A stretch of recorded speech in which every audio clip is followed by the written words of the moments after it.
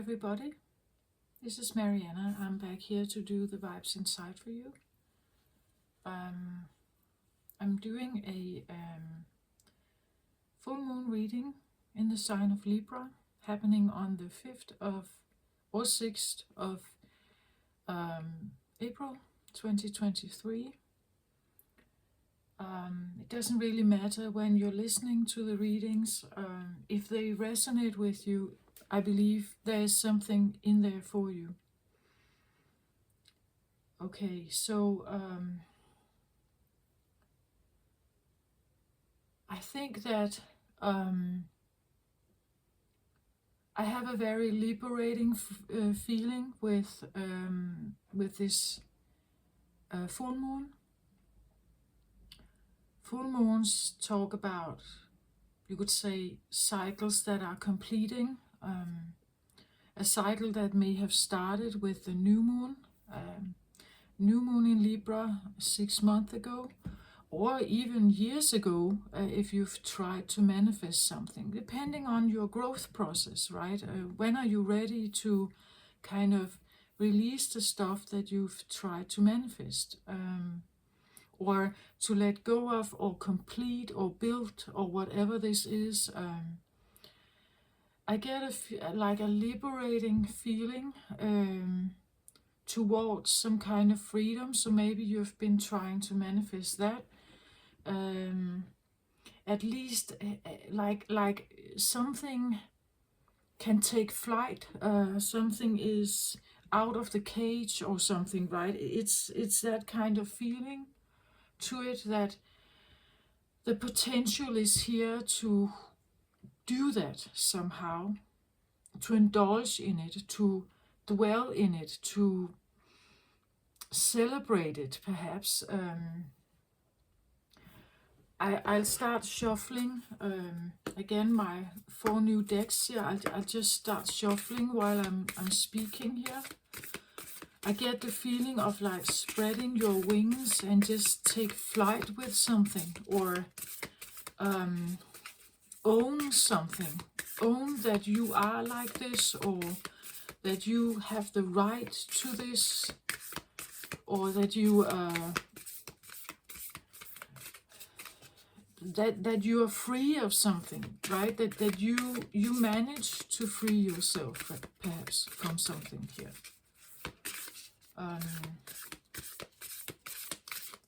Libra is about balance. It's about the scales. It's about having a sense of harmony, and maybe there wasn't a harmony, and it seems a little bit like letting go of something could give you more of that sense of harmony.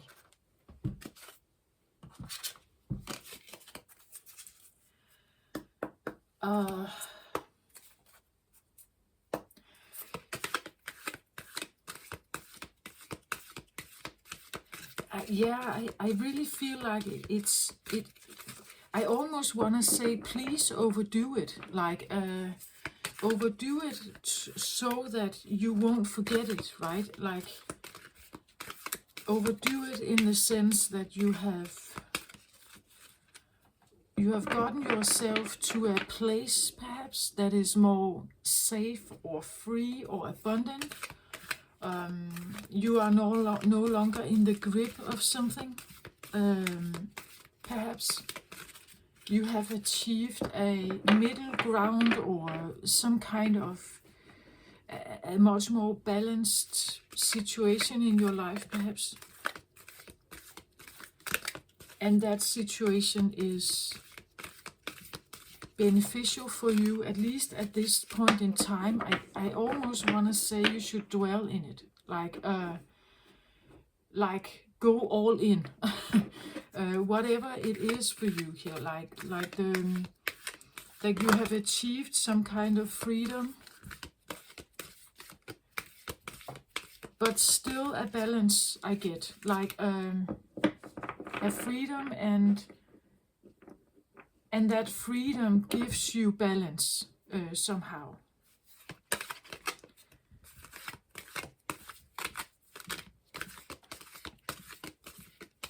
I don't know in what sense this is. Maybe it's not in all areas of your life, but in one particular area, it's like you have released something heavy, a burden perhaps. The recent readings I've made has been about like the feeling of dragging something along that was way obsolete, that it was not supposed to be there, right? It was not supposed to be there. And therefore it's kind of old news, or not something that you could benefit from anymore somehow. And if you stop doing that, if you stop like looking into that, because it's just lowering your feelings and your vibration, it's lowering your prospect of life, your view of life perhaps. Maybe it's lowering your view of other people, and the world in general, and you don't need that, right? You need something more uplifting. Yeah, I get like the takeoff, like levitating into something that is much more free and free moving, free, like it's a very freeing feeling. And please indulge in it, because what you focus on is what you get more of. So of course you want more of it, right? And don't care about what other people say, right? Don't let that be any kind of hindrance, even if they don't get it, right? It's not their situation, it's yours. It's your victory perhaps here. It's your liberation process perhaps. It's your manifestation also. So somehow you manage to release yourself from something that is more heavy. At least the potential is here. This is what the full moon is about. It's about like coming to that completion of a cycle where you are no longer dragged into something. You know, you're not letting yourself be tied down to something. So please dwell in it. Like, please just indulge in whatever freedom you have achieved, and do something that you find freeing, right? Do something that is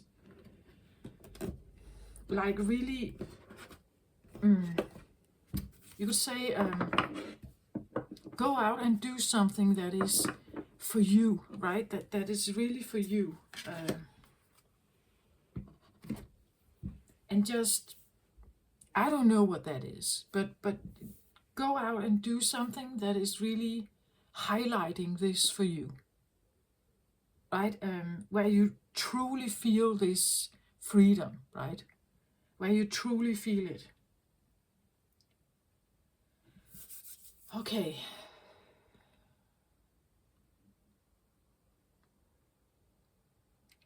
Some astrologers and also some of the gurus around the world, they talk about that April is a very changing. It's a very changing month. There is a lot to be like finalized or like let go of. There's a lot to kind of release and let. And a lot of prosperity is present at this moment if we can see it, if we allow ourselves to go with the energies. In the Scorpio reading, I talked about a little ritual that could maybe help you free yourself from from some kind of burdens. Please have a look at that if it makes sense for you.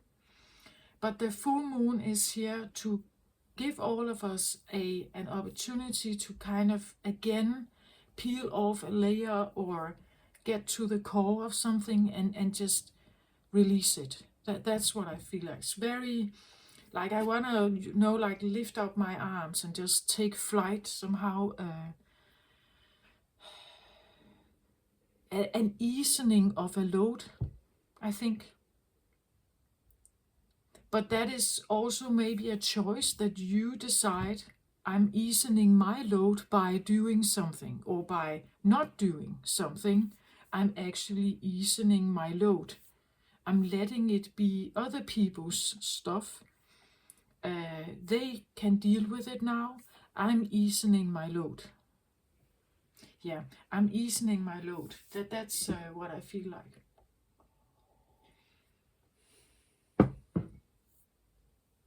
Very like heart opening, chest out, that fully breathing, like there is no rucksack holding you, or any kind of corset, like something that could kind of have a tie on you, like that feeling.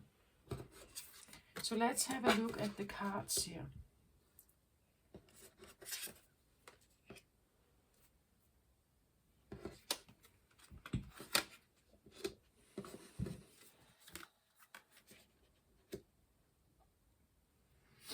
Okay, so if you haven't seen the other readings and you primarily follow my moon readings, I'm just going to show you that this card that came out is called the Witness. This is from the Mystical Shaman Oracle deck that I recently got. They are still new to me. I'm still getting acquainted with them. They talk about symbols, symbols in nature, symbols in, from history and so on. It's well, the Witness is an interesting card because for me it's something about acknowledging something, maybe witnessing something in others. Maybe you are the witness of something. Maybe you witnessed something. But it seems like I get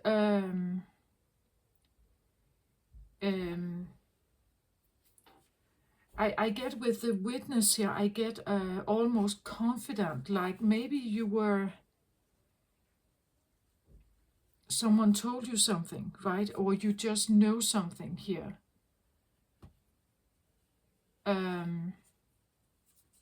Maybe you are now actually able to witness your own process, like viewing it from almost like an outsider, looking in on your own situation, placing yourself as the witness here of a journey, perhaps. The confidant thing is something like, in the Scorpio reading, I talked about maybe like inherited, I wouldn't say curses, but inherited programming that you can now witness in, per se, your family, friends around you. You witness how they are going through life, but you witness it from a standpoint that is kind of outside of that, like a bubble that they live in, right? That you can go around in the world and witness how people live in each bubble, right? This is a powerful thing, to be able to do that and still remain yourself somehow. Let's have a look at what the book says here. The Witness, I would say, is also, well, of course you could have witnessed something. It could be witnessing that something is actually working out even if you are not participating, right? Even if you are not, intervening. As I said, a lesser load is probably, let's say you feel an obligation towards someone, or maybe an entirely family or something, right? And now you can just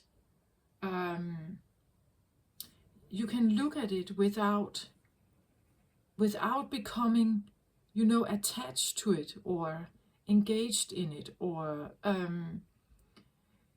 it says here in the book, the witness observes without engaging in any action. By cultivating inner stillness, we are able to assess any situation from a higher perspective and make better decisions.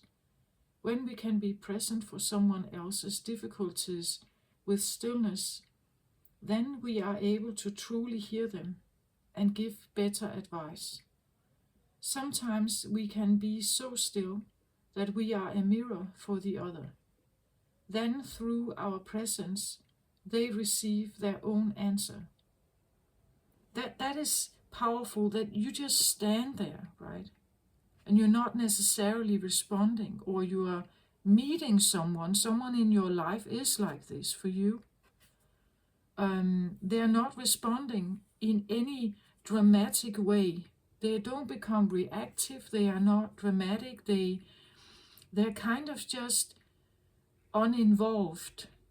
And because of that, it shows you something, right?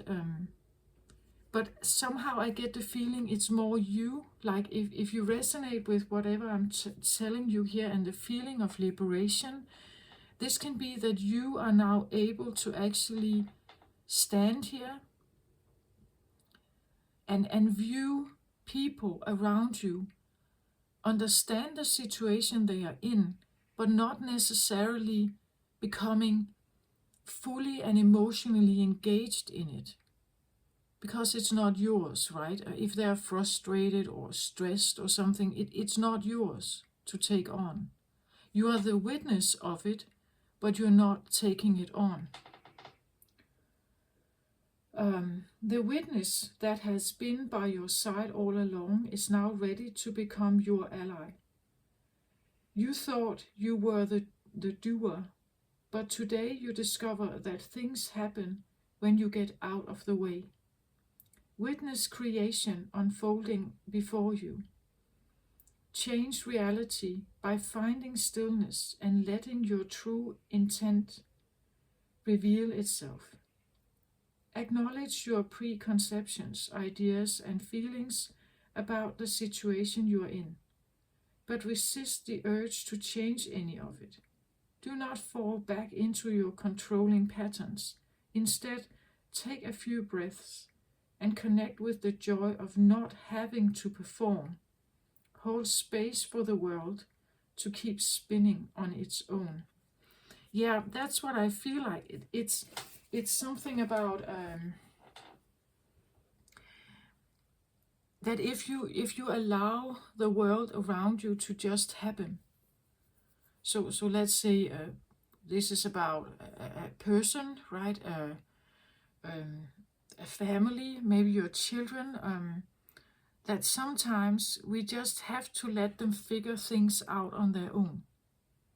That if I take my involvement away, I have more stillness, right? Because I'm not engaging to make them do something, perhaps, to make them do it my way, perhaps, right? To make them comply to something. They will have their experience. They will have their, you could say, a learning curve from that. Even if they fail, right? Even if they don't get it, even if they don't understand you, even if they don't see the things that you want to teach them, perhaps. getting uninvolved secures you a more still or peaceful place, and at the same time we are allowing for others to figure something out. If you were someone's confidant or helper or assistant or healer or something, maybe they should figure out how to do that on their own. Right? Again, not getting too involved is going to teach them to figure stuff out on their own. Right? I have Ace of Ariel here. So this is an Ace of Wands. It's your lucky day. New resources of money, time and support. A change in job or a promotion. So there is something here that that is definitely in your favor. New resources of money, time and support. A change in job or a promotion. Beautiful energy here, right? Aces talks about new beginnings, starting something new, a new approach maybe to something here that is allowing you to like feel more free, perhaps here, right?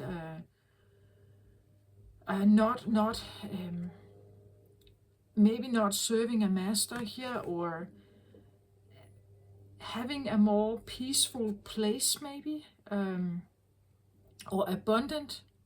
Again, abundance is so different for people, right? Some people believe that abundance is just about money, but abundance could be about freedom. It could be about time. It could be about stillness and peace. It could be about maybe being uninvolved actually in something here. That kind of pressure or obligation or something may feel heavy, right? So if you're no longer doing that, it's now allowing you to have like freer, more free spare time, perhaps. Maybe you can now own your own time, right? And do what you want. Engage in the stuff that you want. You are no longer needing to be someone's guardian or something, that like you're constantly on, right? Something. It could be a new job, as I said, a new opening of something, right? Because you're closing off a cycle and then you're opening something new. And because you're doing that, it's allowing you to have a certain element of space or freedom or lift off somehow. The fourth chakra here is about the heart chakra. So there's something about your heart, a freeing in your heart, a liberation of the heart, some kind of obligation maybe that you, again, the heart chakra for me typically talks about people that are somehow, you were maybe emotionally or are emotionally connected with.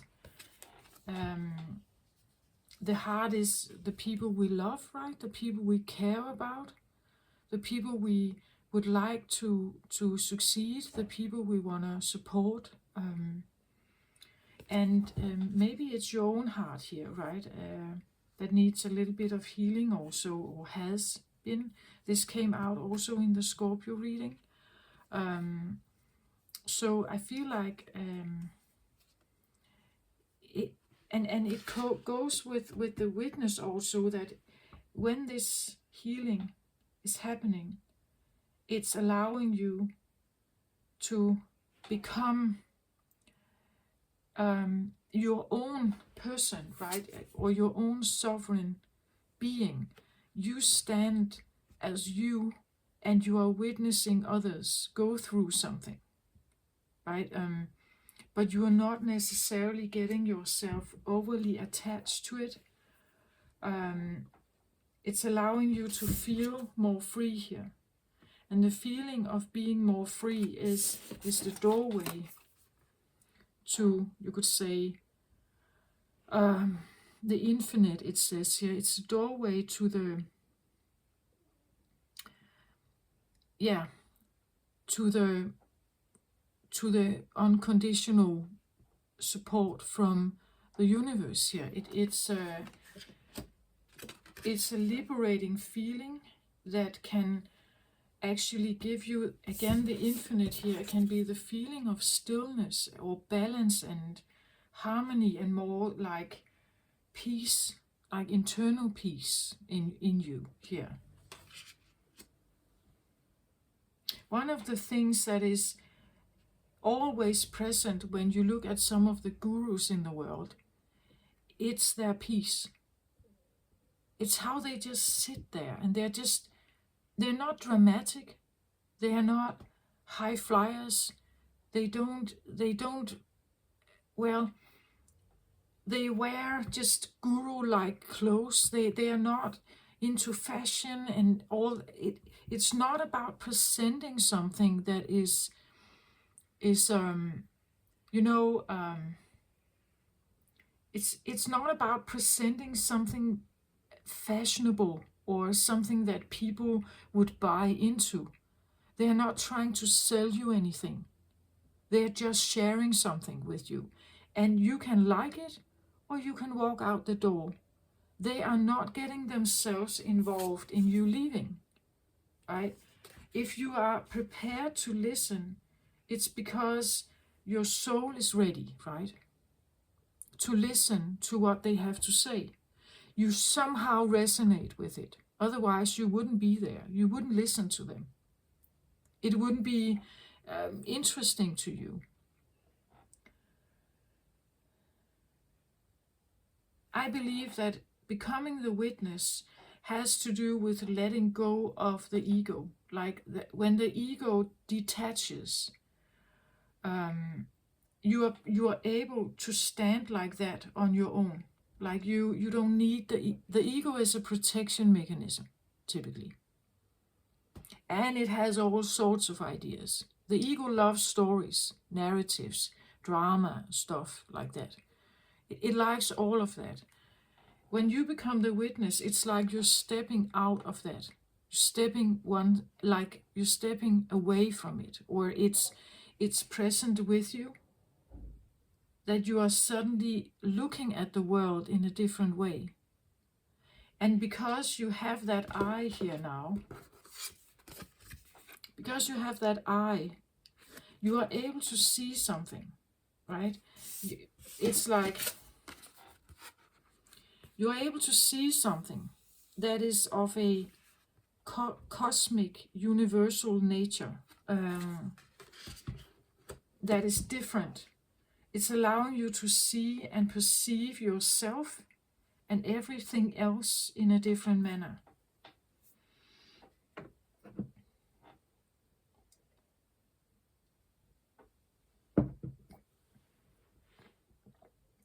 One of the strongest elements of the witness, in my opinion, is that the witness is able to detach from any kind of drama.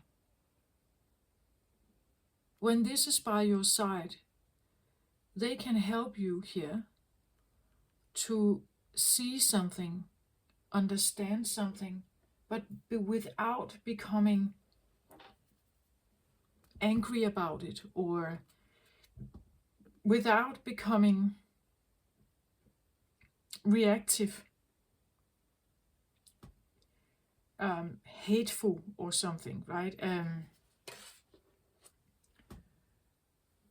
The reason for that is because the witness is very wise.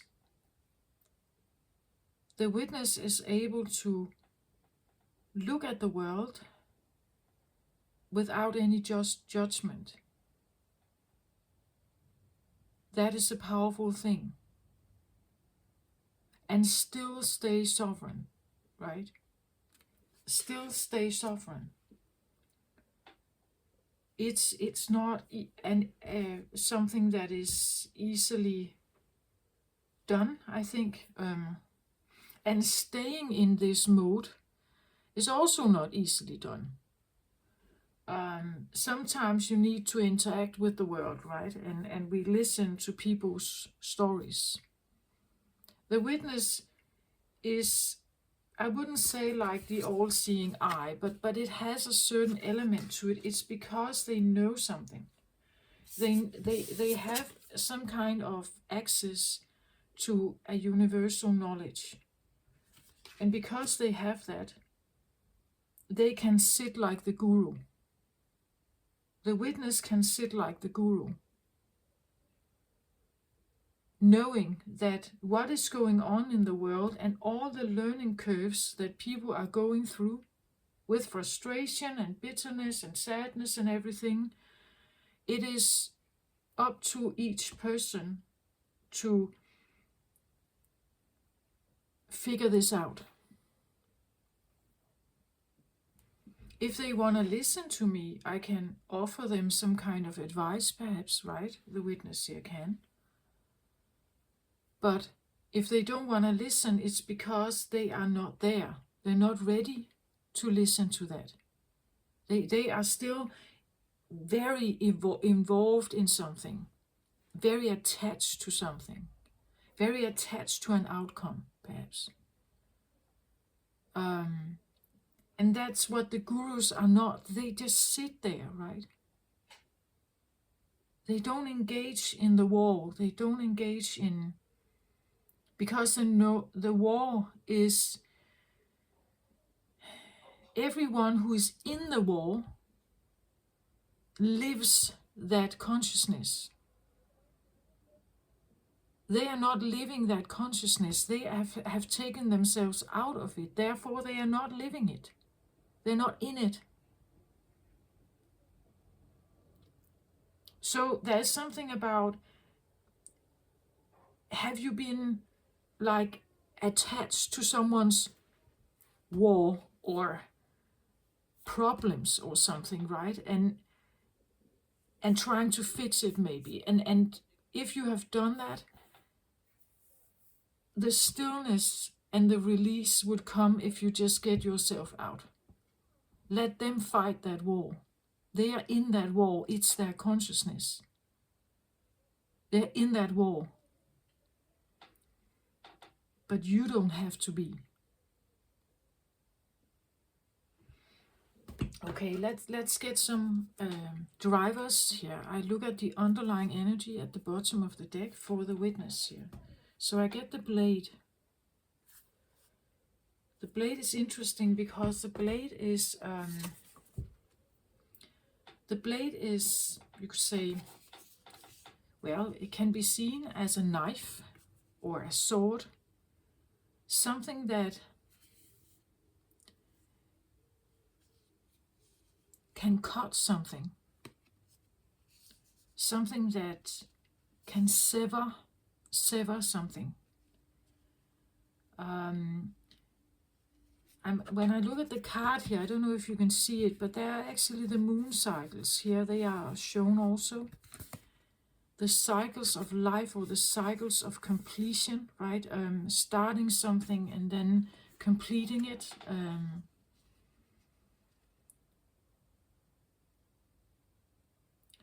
And the blade and the full moon here is actually, and I'm doing a full moon reading right now. The full moon is right on the blade right now, right here. We have a beautiful something in the background. Could that be the sun, perhaps, right? Or even a bigger planning that is influencing you in your journey. We have it here as well, here.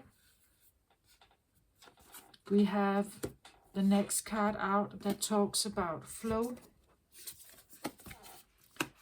We also have something here, right?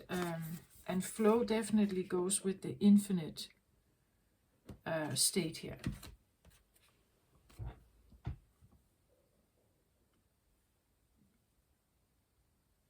The blade. Blade for me, referring to sword and severing, can also talk about truth, a truth, or like speaking from a new voice.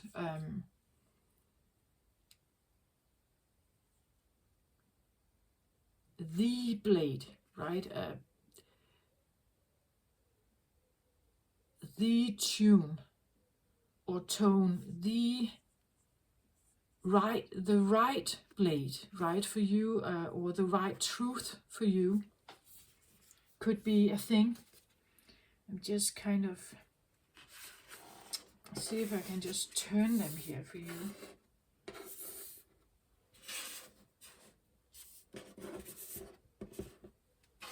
Then I'm going to put the cards beside them here. Okay, the blade. The blade. Let's have a look at what the book says here. So the book talks about the blade represents sharpness of the mind, body and spirit. Pointing upwards, it summons the power of heaven. When aiming down to the ground, it anchors the power of the heavens on earth. The blade can be a healing tool or a weapon. Wield it wisely, and it will transmit power, bestow initiations, cut energetic cords from the past, and sever toxic relationships. Use it with anger, resentment, right? Jealousy, manipulation, and it will slash, stab, and kill. You are invited to draw your blade and use it. It is not auspicious to hesitate, to waste time in idle talk, or to hide it from the inevitable.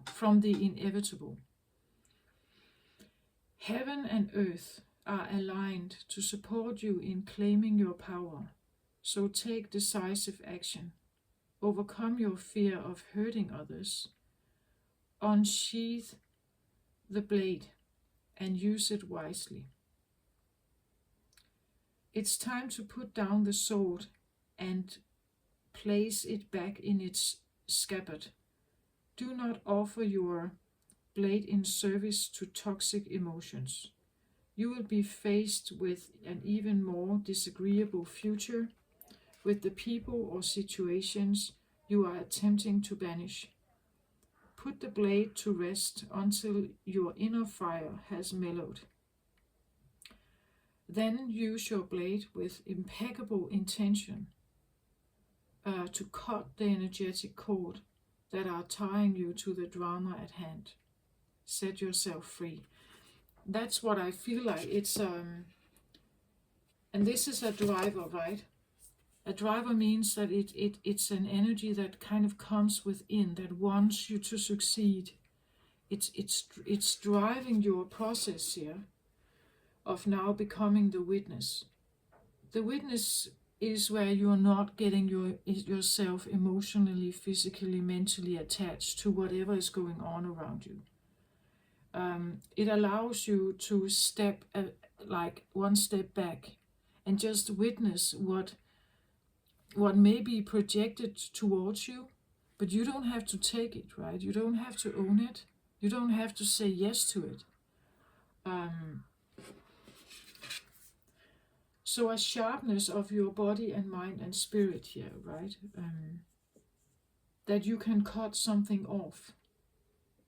But again, if you do it with, like, you're using it from anger, this is one of the things that can happen if you are new to the spiritual journey, that when the third eye opens and you suddenly, it's like you get all this information and you kind of see things in a different way. Sometimes we want to share it with others. We want to tell them all this truth that we have. We want to share it with them. We want to tell them all the mistakes they're making and they don't see everything clearly and so on. But actually you shouldn't do that. it's just creating havoc. It's creating turmoil. You're upsetting them.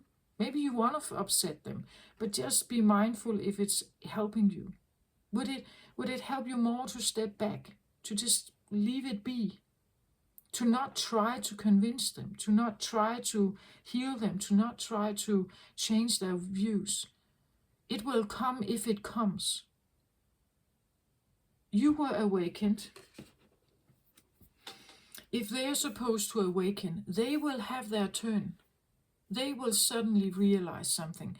You can put a lot of energy into trying to persuade others about your newfound truth, but maybe it's not their truth, at least not yet, or not in this lifetime. So again, witnessing what they are going through is just a powerful place to be, that you know that they can be struggling in life. And we can have compassion for that. We can understand it. But I don't have to get myself engaged in it. It's not up to me. I see the world differently. I'm not engaging. I'm just understanding what they're going through, and this is where they are, right? My point of view is no more real than theirs. It's just because my eyes were open to something new, to an alternative in this world, in this 3, 4, 5D world. Some are still living 3D. As I said, those who are engaged, involved in the war, it's their consciousness. Some are living in total peace, or as much as possible. That's probably the 5D consciousness, right? We have to understand that when people are in that, they are in that because the consciousness is not allowing them to see anything different. And you can hurt them. You can make them frustrated and bitter and everything. And you can become angry that they are not seeing that light. They are not seeing the possibilities. Or you can choose to simply just witness their process, or to step back from it, because it's up to them, as it was to you. Ask yourself, if you had a spiritual awakening, like a sudden thing, or maybe it's something coming over time, if someone would have tried to convince you about this 10 years earlier, would you have accepted it?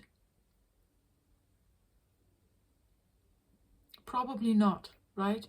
It's something that happens when that third eye opens, and you suddenly start to see things differently. Then you are receptive to it, not before. Okay. For the Ace of Ariel here, I get 4 of Raphael. Okay, at the bottom of the deck here, 4 of Raphael. This is the 4 of Pentacles. So the 4 of Pentacles is a state of being worried about someone, worried about your own safety, security, money. It says here, seek out other possibilities, look for the magic in life, be aware of your own emotions. She can be sitting here and be contemplating about not having enough. That is the driver of not having enough, wanting to have more, right? Wanting to have, or at least, again, as I said, the pentacle can be money, time, support. It can be the feeling of freedom maybe in your life. Maybe abundance for you is freedom. To be who you are, to spread your wings and just fly where you want to fly. Set off on a new adventure every day.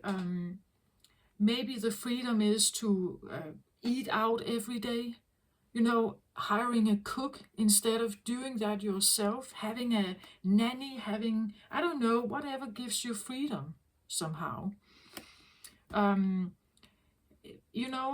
Maybe it's a specific place. Maybe you want to live by the sea or in the midst of the forest or something, because in that place you feel much more enlivened, much more vigorous, much more like free and just in tune with everything, right? Where here you may have felt limited, right? Living maybe in a little apartment in the middle of the city, maybe that was limiting, right? Maybe you should go by the sea as she does, looking at the seashells here. Imagine a different world, a different, maybe the seashells were once a house for someone, right? Something lived in here, right? And maybe you would like a magical house like that. Maybe you like a house that looked like this, right? By the sea, having this beautiful look over the ocean. That's what it talks about. That you wanted out of a certain situation. That's the driver. You had too much worry. And that worry was hurting you. But it became a driver for something else here. So something that limited you became a driver for freedom, right? As I also said in one of the other readings, was something like, usually if we feel like cozy and nice all the time, we feel like we have a nice, good life, and we are content, we will probably not change much. Why should we? There's no reason for change. Change typically comes from pain or suffering, because it becomes too unbearable. Eventually it becomes too much. So the worrying here is maybe it became too much, and that has started the entire process. You wanted more. You wanted something else for yourself. Or even, as I said, if this is just about freedom, this could talk about a lack mentality, scarcity here, right? And maybe you want a more abundant mindset, right? You want to be able to look at the world from a different point of view. And to do that, you needed to like change your way of thinking, right? Sharpen your mind here. Become aware of what was hindering you here. What was the biggest hindrance? And how to change that to come to the Ace of Ariel here. To a new opportunity, a different way of living, a different lifestyle, a more wanting to open up and become receptive to something new, right? Instead of what you came from. The fourth chakra here, at the bottom of the deck, I get the Magician here and the Mirror. Interesting. We have already had something about the Mirror. Magician and the Mirror. So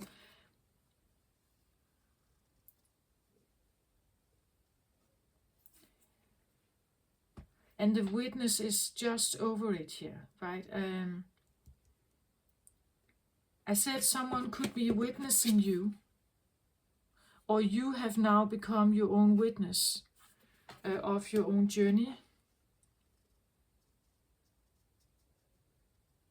The Magician here, this is Gemini, Virgo energy. The Magician has all four elements available to somehow make a change. If you have Gemini or Virgo in your chart, maybe you have been able to use some of these qualities in you to break through something. It could be a person here who acted as a mirror for you. Maybe someone was your witness here. Again, we have the infinity symbol over his head here.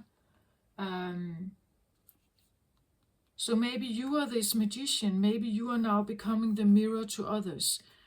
You may have met a magician who was your mirror, and now you become the same for someone else, because you are now initiating or can initiate the witness position or viewpoint.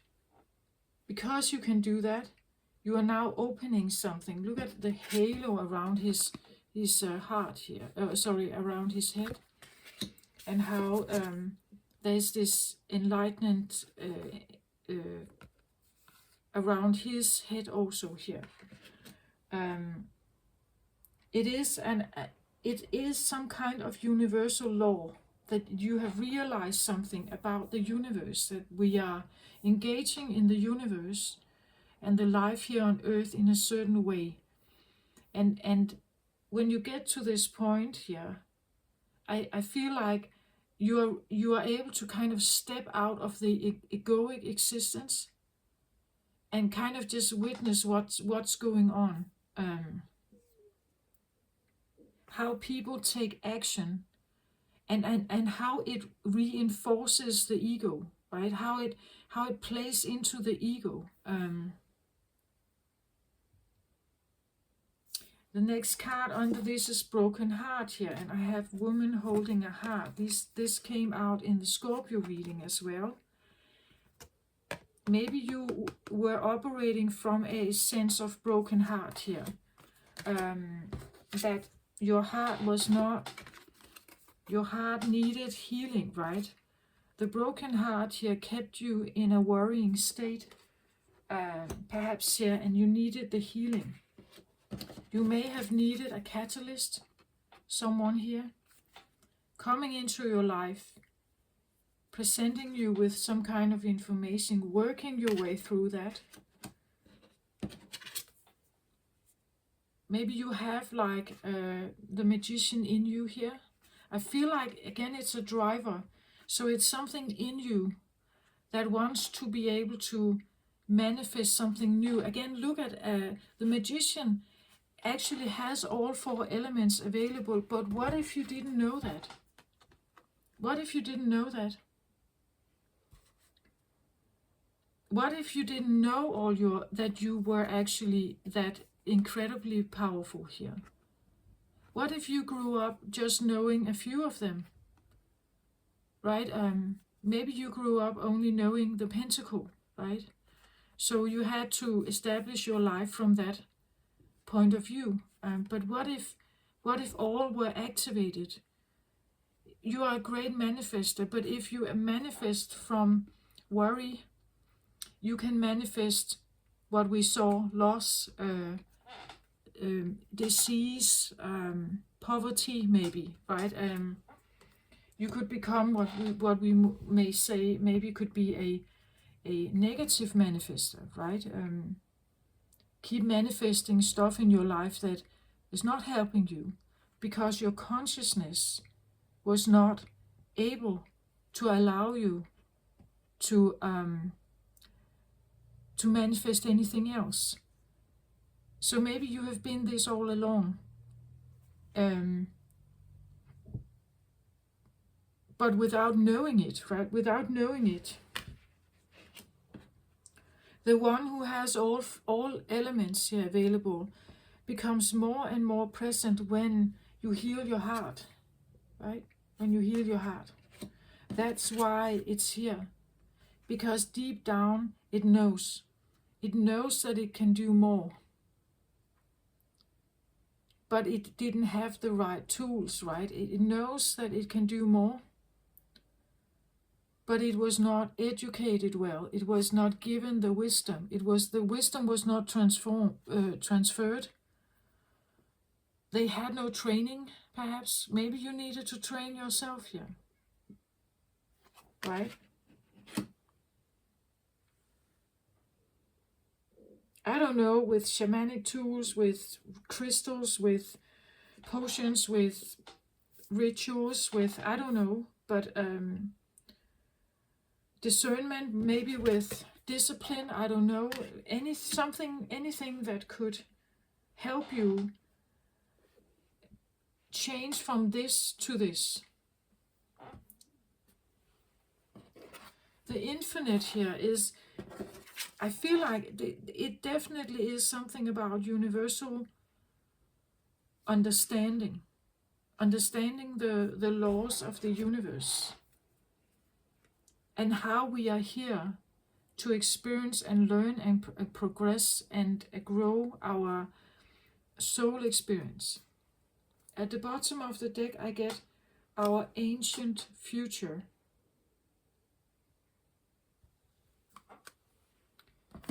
Our ancient future. Oh, I haven't shown the other decks, have I?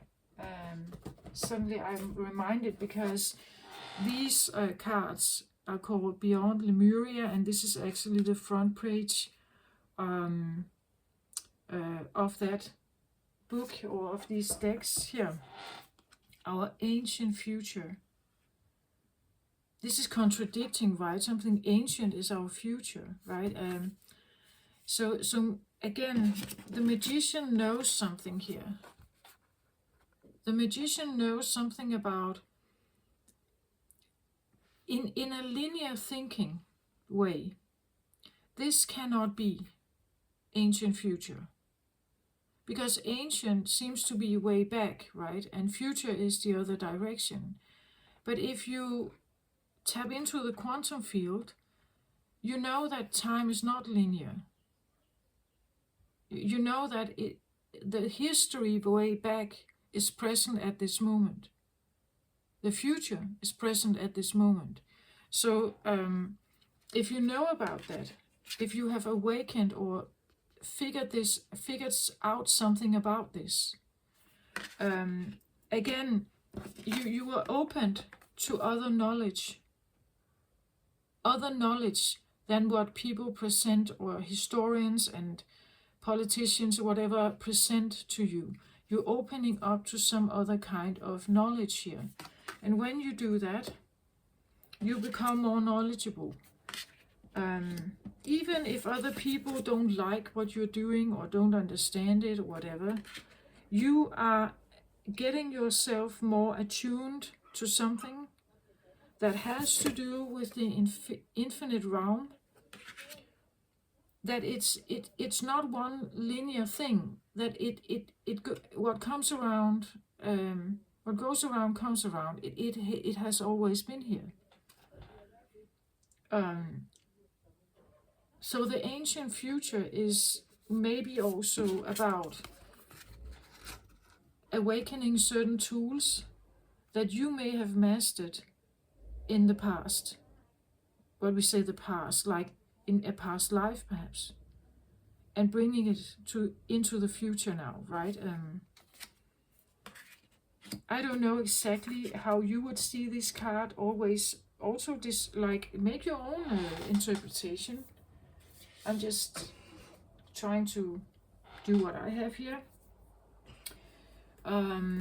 These cards up here, if I take this one, it is from the Archangel Power Tarot cards. I just got a little swapped away in the story, I feel like, but this is these cards here. And down here we have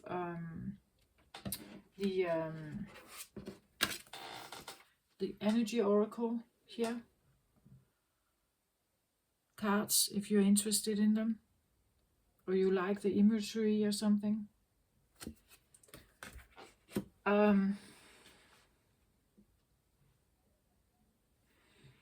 So there are drivers here that want you to, again, ancient future, right? Something ancient in you.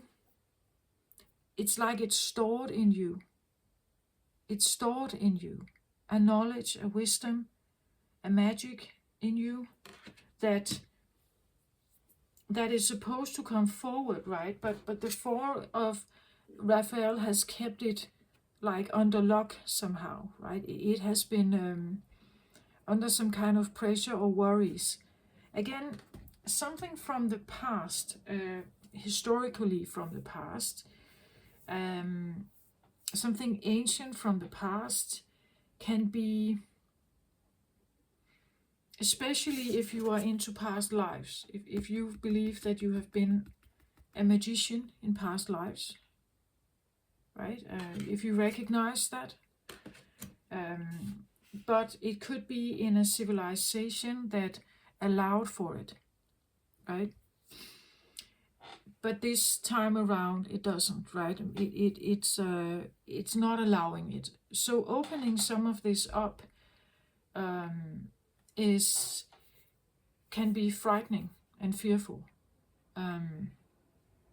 Maybe something happened that actually broke your heart, and you are carrying a karma from this. Let me just get for the infinite and the infinite and the ancient future here.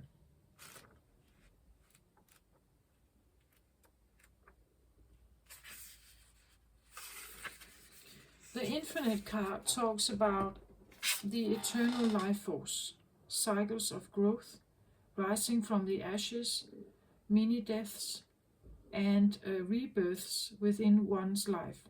You are so much more than your physical body. The beings in Lemuria are said to have lived for many hundreds of years. As they were only partially incarnated, their bodies were much lighter, less physically actualized, and less affected by aging. They were also aware of their infinite nature. The Lemurians were multidimensional beings and regularly traversed realms other than the physical, including the places before and after death.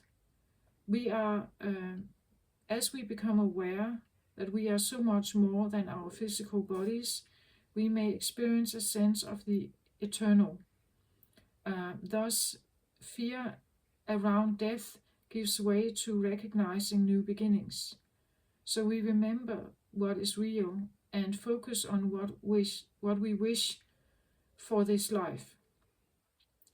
Whatever we believe will happen when our body goes back to the earth, we can live to the fullest while we are here, in this incarnation. You may feel like you have led many lives and expressed different faces to the world. We can experience many mini deaths and rebirths as we allow outdated parts of ourselves to fall away. When we choose to align our lives with our spirit, we may find we experience more of these mini deaths. They can be daunting, but also fast-tracking our growth to prepare us for the shining new chapter that beacons. The mini deaths that is here, I call them ego death. That we let more and more go of that the egoic existence in this realm, and we become more and more aware of the infinite, the multidimensional aspect. And that you actually have a spirit that can traverse between what is before and after death. And that is why you can actually tune into some of this, right? You can tune into something that is ancient and bring it into your future. Bring it here if you are able to tune into it.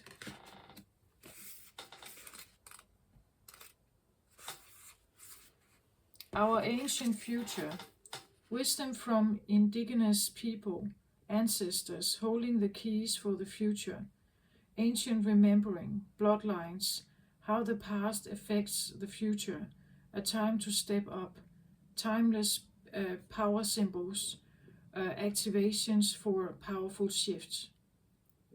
Right now, the legends of the Lemurian civilization feel important as the wisdom from this ancient time is relevant. The fall of Lemuria, the fall, right? That could be why you have worries here. But the fall of Lemuria alerts us to the possibility that humanity may face if we live without respect for the earth. An ancient remembering is emerging. Many of the seed crystals and the knowledge they are imbued with are becoming unearthed. All those who can see a better future are not just dreaming. Their hearts and minds are hearkening to the core of earth-based traditions to bring through knowledge that will help shift this paradigm into balance. It is said that the Lemurians who survived the fall traveled the planet and ended up in the places where inspiring indigenous knowledge far outweighs what Western minds have come to prioritize. The ancient Egypts, Mayans, Inca, Tibetans, Maoris, indigenous Australians, and Hopi are examples. These ancient knowledge keepers of earth and ethers have been holding the key for the new world. We are being called back to our roots, to recognize the infinite wisdom available when we drop to our knees in humble receptivity. To move gracefully forward, we must first stand in our power for the places, ethics, and conversation of what matters most. When we heal ourselves, we often heal our ancestors also.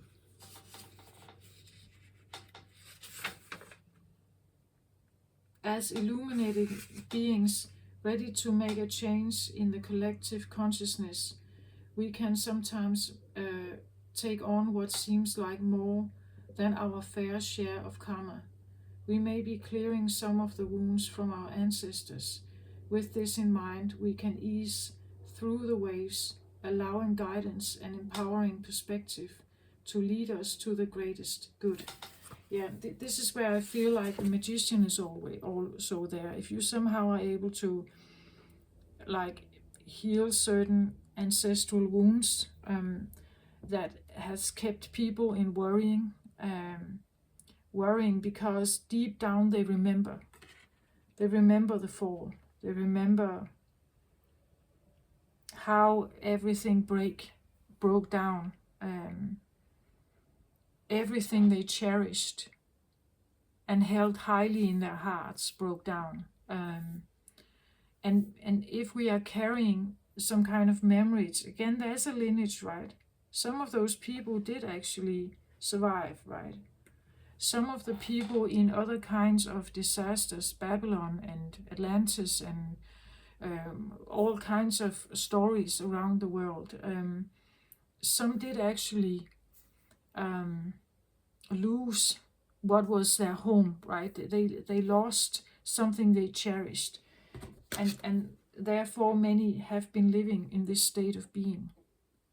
They're missing it, looking for it, hoping for it, but knowing that it's not there with you. It's not available right now. To some of you out there, this may seem a little bit off.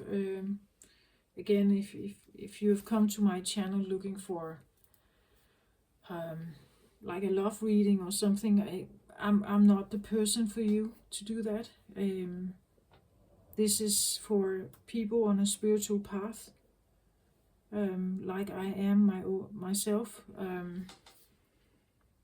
And I just hope that for some of you out there it may resonate, and if so, just know that you're on the right path here. Please indulge in whatever you have here, whatever experience you have, whatever feeling of, like ability that may have felt like it's opening up for you. Please indulge in it. Again, when we look at this card here, this is this beautiful angel in the background. This is Raphael. But look at how ghosty he seems, right? He looks a little bit like he's just watching her. And she is she's playing with these little things here, imagining, hoping for something else to come in her life, right? But not able to manifest it. And I just feel like whatever you have been going through here, it has allowed you to see something in a very different way. That is at least what the Libra full moon has the potential to bring in here. Like really a potential to bring in something.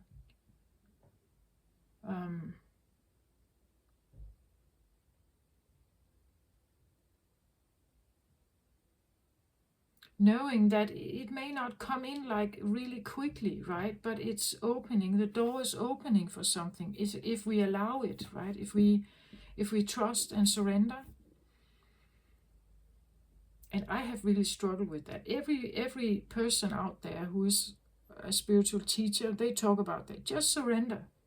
Just let go. This has been like a real struggle for me, and I'm still kind of working my way through that. But I get closer and closer. Again, when we let go of the worry, right? And just humbly understand that we are not in control, no matter how much our ego wants us to believe that. We're not in control of anything. And we can control others.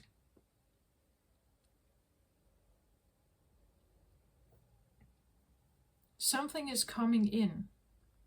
Something feminine is coming in to balance out this very masculine dominated world.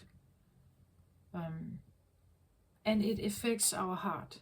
It affects how we see the world. It affects how we are forced now also to look at our earth, right? Because it's not doing well.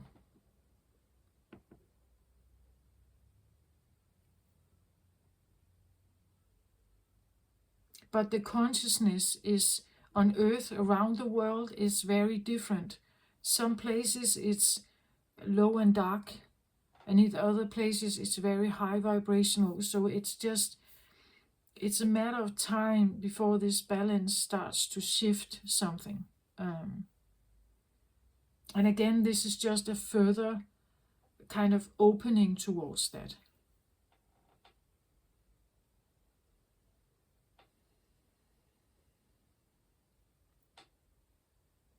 This is very beautiful. I really feel that. The infinite here also for me talks about this understanding that everything is present right now. Your ancestors are here now. You may not be able to see them, but they are present. You can talk to them. You can ask them. You can hope for some kind of download, right? That they are offering some kind of ancient wisdom here, right? These two go together also. They are drivers. All of these are drivers, right? Sharpening your mind, body, spirit, finding the hidden magician in you to change your life around. Becoming very much aware of how it has been limited, how you couldn't see, but also that this is it's in you somehow, right? It's in you. That you have an inner driver, like it's almost like, like it's stored in your blood, in your bloodline, right, or something. That this is a part of you. Maybe you have been like a Lemurian high priest or priestess, right? Maybe you have really been that at some point. And there is some kind of narrative in that DNA. I've made an entire sequence of the DNA memories that we are all holding. And some of it definitely has led to this. Because, as I said, Lemuria broke down at some point. Right? Atlantis was overswept by the ocean, right? If we believe in those stories here. But I just say that if there's something in you that gets drawn to this, even though your ego tells you, yeah, but that's just old stories. It was never proven, right? It was never proven. I believe that every movie made that is in any way, sci-fi or fantasy, I believe that it's not just someone being extremely creative. I believe it's memories. they have access to something inside them that reminds them of something. And then they are creating this incredible film, as the Avatar film, for instance. It's a memory of a time that was different. We say, oh, they are extremely creative. No, they just open their heart here. They have access to something. They have access to some kind of memory. And they could be refining it and, building it over time. When a novelist is writing a novel, we say it's fiction. But is it really, or does it come from somewhere in them that has not been expressed before? Perhaps it wants to come out, right? It kind of wants to have an outlet. And I believe we all carry some kind of memories.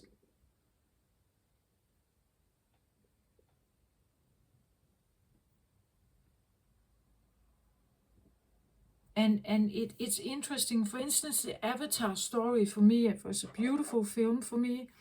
And somehow there was something about it that drew me in, right? So in one way or another, maybe I have that memory too, somehow, right? Maybe I had that. I saw the Avatar film before I had what I would call the last awakening sequence in my life that really hit the bell for me. I saw the film before I had that. And I was I just really, really enjoyed that film. I found it very, very beautiful. Even though there's a plot line that they are to be damaged, their realm is to be damaged. But that would also indicate the Lemurian timeline, right? That Lemuria was destroyed. In the film, there are big bulldozers, right, that want to kind of destroy their realm. But if we take a look at that, it's actually kind of what happened, right? Something came and destroyed it.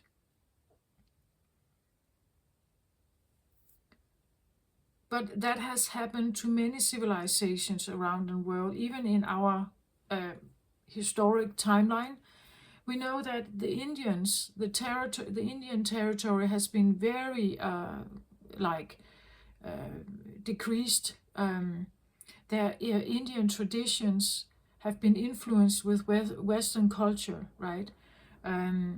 We know Aboriginals. We know people that lived with knowledge from way back. That it's becoming like the Western world kind of just wants to kind of take over somehow, right?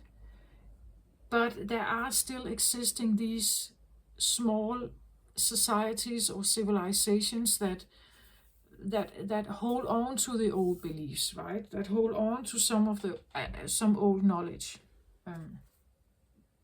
I want to say, let's say that if we had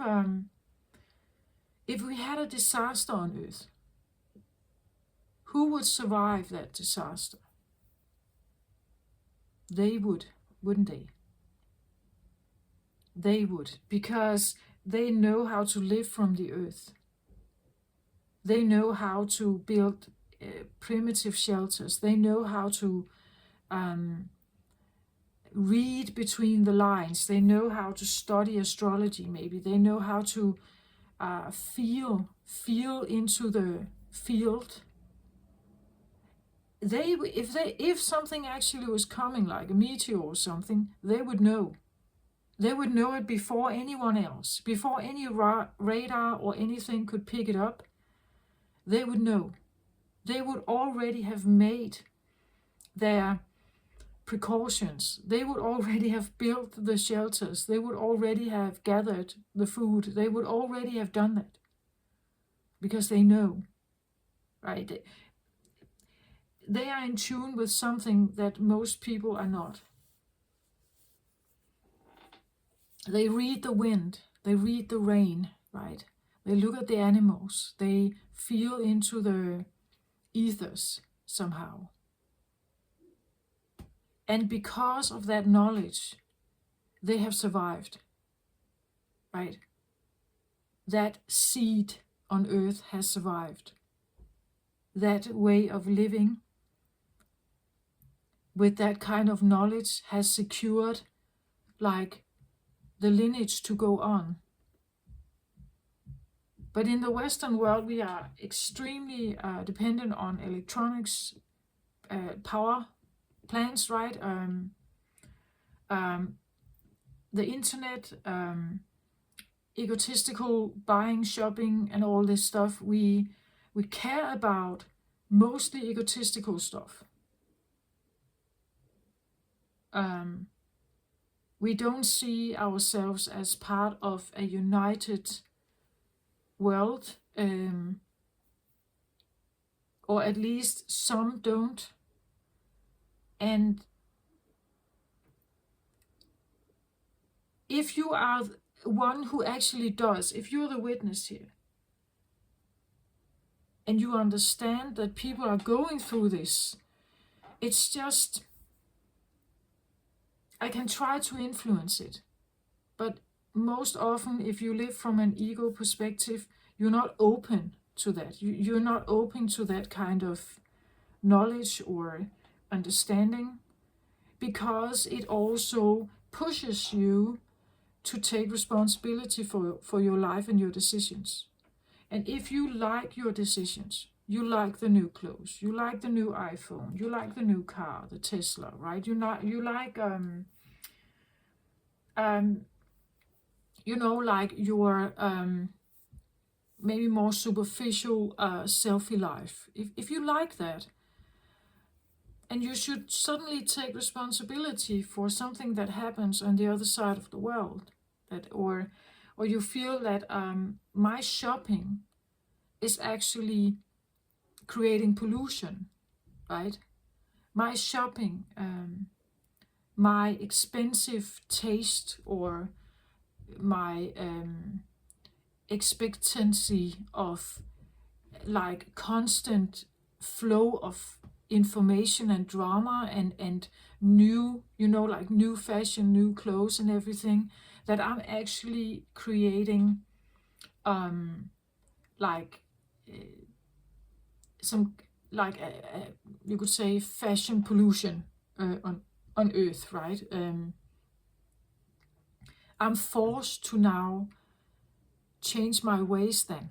I'm forced to now recognizing that maybe I don't need constant new shoes, or maybe it's not that important if I'm sacrificing something else because of it. I believe that a lot of the industrial industry around the world is kept in place because of the ego that mankind is carrying. If we became less interested in fashion, if we became less interested in the new shoes or the newest iPhone or something, we wouldn't buy it. We wouldn't buy into it. The narrative that's there, we wouldn't buy into it. And therefore, the sales wouldn't happen. Right? It's something about, I'm not saying it's supposed to disappear. I'm saying that I believe that some on earth are holding one energy and some are holding another. Like some are, like I just described the witness here, who wants to take themselves out of the ego game. And then there are others who hold on to the ego, again, because it's a balancing thing, right? Some are waking up from the ego because it's necessary. Some are holding on to the ego because that's also necessary, at least for now. The point is unity, right? But from coming from one dominating group, ego-oriented, and very few not ego-oriented, to now having more who are less ego-oriented, that will make them face each other, right? It will force them now to face each other. And that will probably give some kind of tension. I could imagine that in the future, perhaps. But again, it's already here. We have already experienced this. The falls and the rise of stuff has been here before. We know it. The worries are there, the successes are there, and everything. You just have to figure out where you stand. Where do you belong? Who are you? Right? Okay. This is what I have. If you are interested in like really letting go of something, you can do like a full moon ritual. Please just look them up. There are several online. Or maybe just listen to the Scorpio reading. I was mentioning a little ritual there as well. Try to not sit in pain, not sit in anger, not sit in like low vibrational energy. If you do this, try to be calm about it, mature about it,